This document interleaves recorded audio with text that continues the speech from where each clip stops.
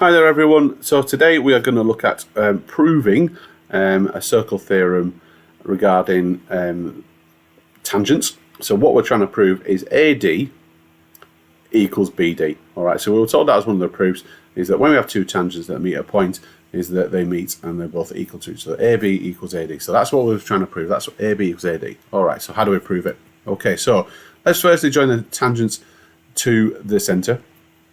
All right, with two radiuses, which of course form right angles triangles. All right, so we've got that bit. Now we're going to draw a line from the centre down to the point where they met, which is point D, to form obviously two triangles there. So you've got OAD and you've got OBD, two triangles. Okay.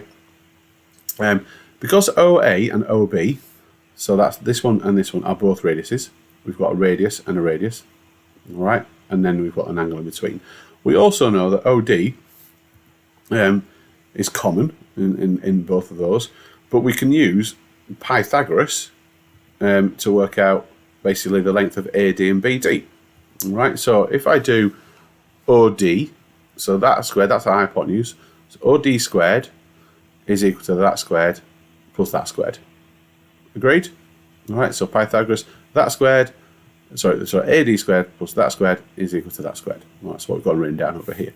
If I do the same thing for the other triangle, you've got OD squared, which is the hypotenuse for this one, equals that squared plus that squared. All right. So if you look very, very carefully, I've done Pythagoras to show that these are both the same. These are both the same. And then if you look, these are both the same.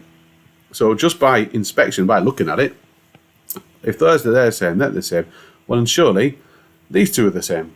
Now, you could do some fancy rearrangement of this, but hopefully you can see that AD squared and BD squared must be exactly the same thing.